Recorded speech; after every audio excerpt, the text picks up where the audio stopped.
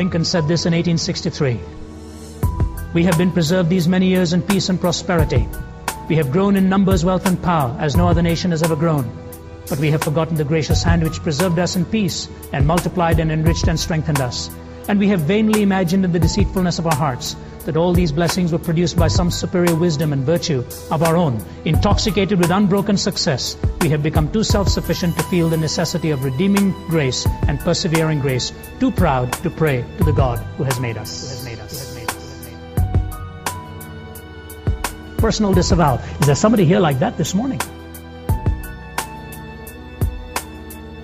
Where you have come to a point in your life where sitting where you are, you say, in the ruthless honesty of my heart, I really can't buy into this with my life. Portions of it maybe, I cannot come to the point of whether this God is really who he claimed to be.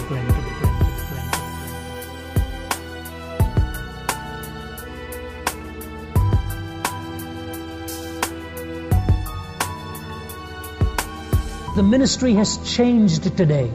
Centuries ago, when you think of people like Henry Martyn, who was a Cambridge scholar and went to India and went to Burma and went to Iran, died at the age of 31, but not before he translated the New Testament into Arabic, into Persian, and into Hindustani.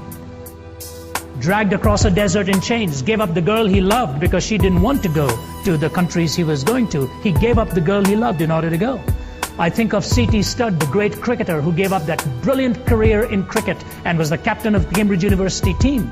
He was a very wealthy man. C.T. Studd gave the money he had, part of it, for the starting of Moody Bible Institute. He gave up all of that and went on to Africa. But we've come a long way from there. That's all I'm trying to say. Today, when a young student graduates from seminary or Bible college, one of his first questions is the benefits he's going to get. And it used to be in times gone by where the minister would get in and demand, first ask, do I have what it takes to make this kind of sacrifice and commitment? Things have changed.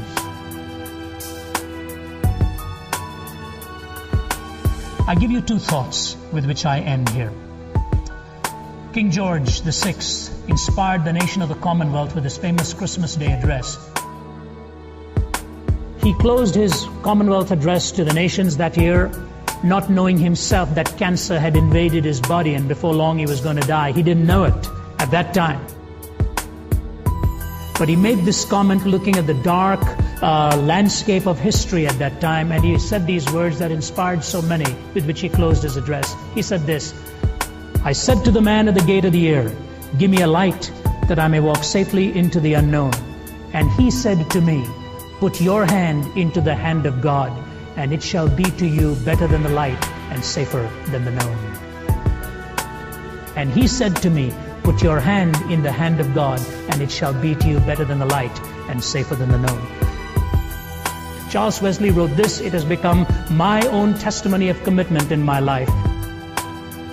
He says this, O thou who camest from above, the pure celestial fire to impart, kindle a flame of sacred love on the mean altar of my heart.